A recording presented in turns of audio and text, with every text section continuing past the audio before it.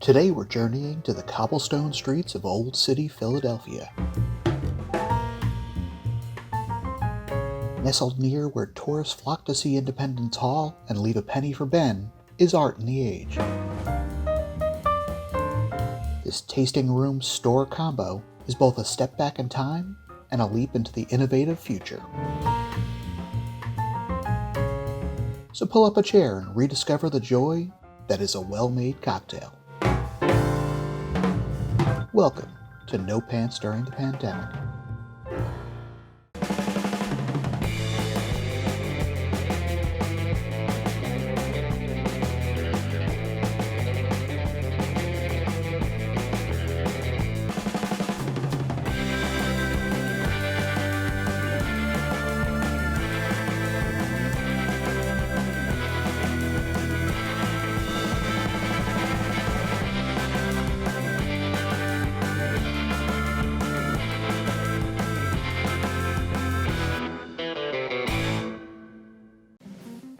Hi, I'm Kevin Brooks, and this is No Pants During the Pandemic. Today I'm speaking with Andrew Campbell from Art in the Age in Old City, Philadelphia. Art in the Age is a hybrid of tasting room and shop for your home bar needs. It's kind of got a 18th century apothecary vibe, but it's a really cool place. Hey Andrew, how you doing, man? I'm doing well. Thanks for having me, Kevin. My pleasure. So why don't you tell me who you are and, well, where you are? So I'm Andrew Campbell. I'm the General Manager at Art in the Age, which is located in Old City, Philadelphia. And for the folks out there who aren't familiar with Philly, can you tell me about the neighborhood? All of Philadelphia is very historic and has amazing things going on in it. Old City is kind of the hub of that within Philadelphia. There's a bunch of historic landmarks throughout this neighborhood, and a lot of foot traffic going around, a lot of tourists coming by on different tours and guided walks and all that stuff. So it's a pretty cool neighborhood to be in, given all the history that's going on. You're about a 5-minute walk from Independence Hall and the Liberty Bell.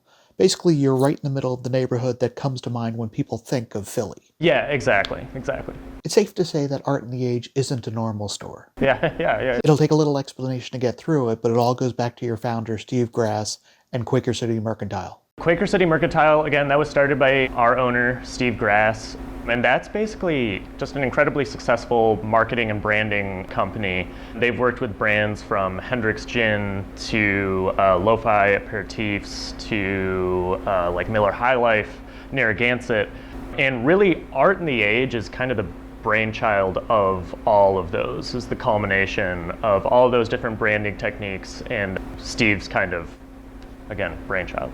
You're kind of like their showroom. Yeah, we're the testing ground for everything that is Tamworth Distilling, and then obviously with our own Art in the Age line of cordials and blended brandies and vodkas and everything. The store opened in 2009, and you took your name from the work of Art in the Age of Mechanical Reproduction. Yeah, so the essay was published in 1936 by Walter Benjamin, and basically it was just speaking to taking your time with your craft at this time where everything is taking off, the world's getting much faster, and taking time in your space and on your craft to perfect it and make it as personal as possible. And how does that apply to what you're doing in the store? Basically, we take that philosophy and aim it towards the cocktail world. So any of the bitters that we bring in, any of the mixers, any of the spirits, and even our bar program, we really like to take our time and make sure that it's curated to the needs that our customers need, as well as anything to do with our bar program, making sure that it speaks to that idea of taking your time with your craft and really polishing it to make sure that it speaks to our philosophy. The location's kind of one part bar and one part store. Why don't you describe what you've got going on there? It is a pretty unique space. It's part retail space, part bar. Basically, the philosophy behind it is anything that you'd want for your home bar, bitters, mixers, tools, glassware, spirits themselves, we can provide that for you. And then also we have our own bar program with its seasonal cocktail menu. Very, very unique cocktails, not really so much of the ones that you'll find at other bars, kind of riffs on classics, and it's just a really complimentary space that allows spirits and customers to interact with us and learn more about the cocktail world, because it can be intimidating. And what's the physical space like? Obviously, being in Old City, Philadelphia, the shop space is an extremely old building, so that benefits our aesthetic a lot. The front part of the store is all retail space, And then once you get past this kind of gate back here is where it really takes on the bottle shop and the bar environment. All over here are different bottles that we carry, and then further in the back there's our bar, which is a 14-seater bar with a couple little high tops. But again, very, very intimate setting and very dynamic. Art in the Age isn't just a location, it's also a brand. What are you selling under that banner? Yeah, so under the Art in the Age brand of spirits, primarily it's a lot of very seasonally changing cordials, blended vodkas, blended brandies, all very small batch. Can you walk me through a few of them? One of the ones that we actually just got back in the shop is by far one of our most popular, the Black Trumpet Blueberry Cordial. So that's going to be a little bit higher in like sugar content, so it's a little bit sweeter, but that Black Trumpet mushroom is really nice, like earthiness to it, and then obviously with the really bright juiciness of a blueberry. So it blends really nicely in a cocktail. Our bar program is going to start using it in like a Boulevardier type cocktail, and then it's also, honestly, it's really, really good on like just some like ice cream. If you have just some like really good like vanilla ice cream, put like an ounce of that over it, really, really good. Otherwise, like a chicory root vodka is a really, really nice one. Again, similarly to the cordial I previously talked about, a little bit higher sugar content, but that chicory root is a really nice, earthy sweetness. So that's really good just on its own, honestly. Or it blends really nicely into, if you kind of want to do some sort of hot toddy come wintertime, really, really nice that way. Or is just kind of like a spritz, like with a little bit of seltzer. So they're all very, very versatile. They kind of are a little bit more than just your traditional vodkas or brandies or sweeter cocktails. And they're produced up in New Hampshire at Tamworth Distilling, which is your sister company. Tamworth Distilling up in New Hampshire, very, very small town, but the distillery does some incredible work. So that's actually where all those Art in the Age line cordials and blends are distilled. And then additionally, Tamworth creates really, really great gins that we carry, brandies, and a really, really cool line called House of Tamworth as well. What's House of Tamworth? House of Tamworth is a really experimental small batch specialty line of spirits, which is currently consisting of 4 different spirits. They're all very far out there. The Grave Robber is the name of the maple-infused rye whiskey that we carry, and that is maple that's harvested from graveside maple trees. So and it's absolutely delicious. And then we also have this other whiskey called Deer Slayer, which is a venison-infused whiskey. That whole line, whether that be the Grave Robber, Deer Slayer, our Corpse Flower, which is a durian fruit infused brandy, that whole line is extremely experimental, very, very exclusive line of spirits.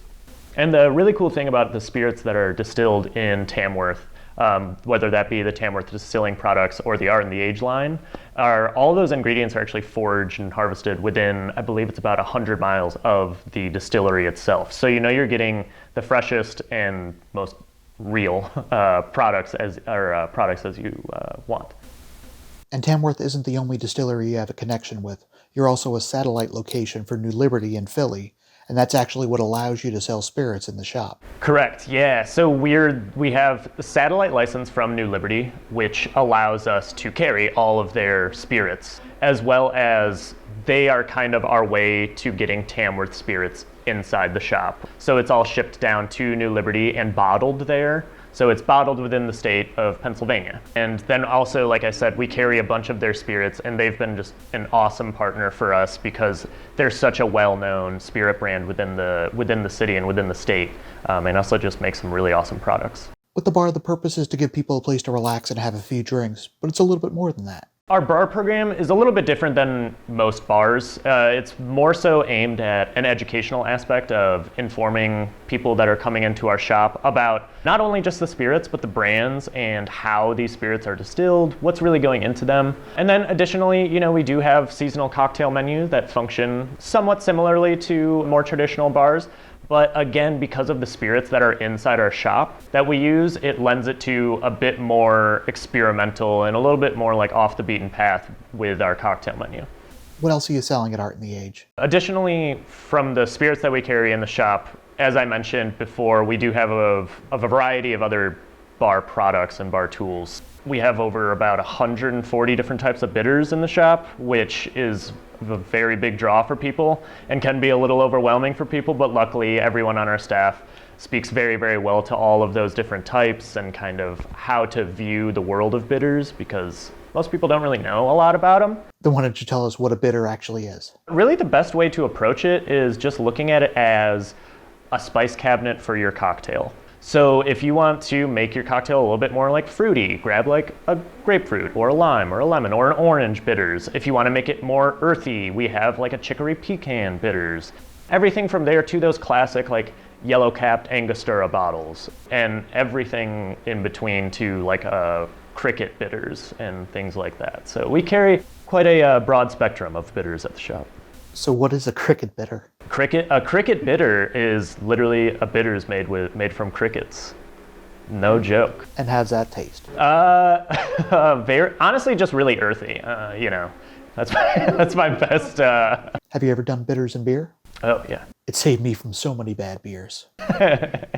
We actually had a bitters for a while that was called beer sauce. It had like a lot of almost like paprika to it. It had like a lot of smokiness, so it's pretty good.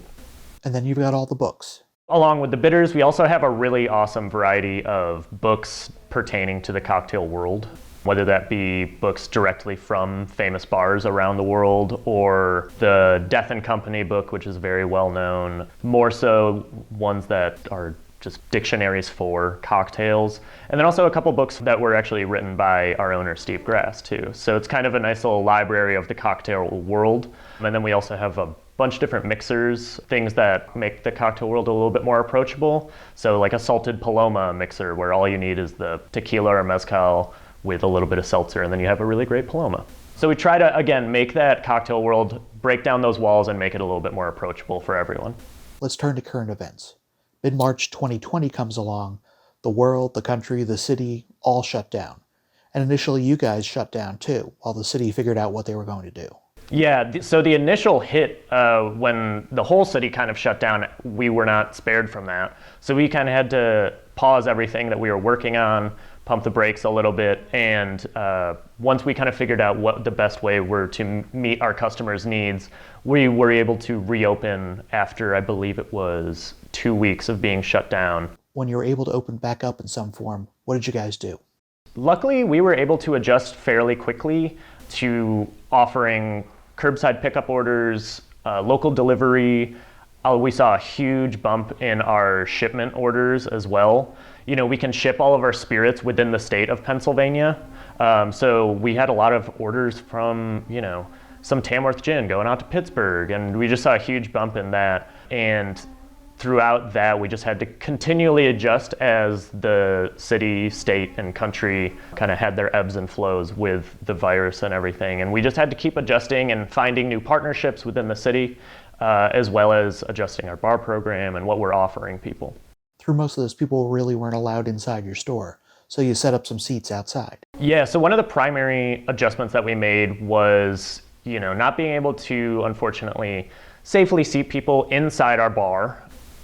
But we were able to get the outdoor seating, which has been a really great addition to our space. So we can seat about 20 to 22 people out there, safely all spaced out. It's a really, really nice space. It's surrounded by a bunch of greenery, partially seated on the street on 3rd Street. And we were able to get agreements from our neighbors so we could use their space as well. So they've been great. The neighborhood's been really supportive throughout the whole process.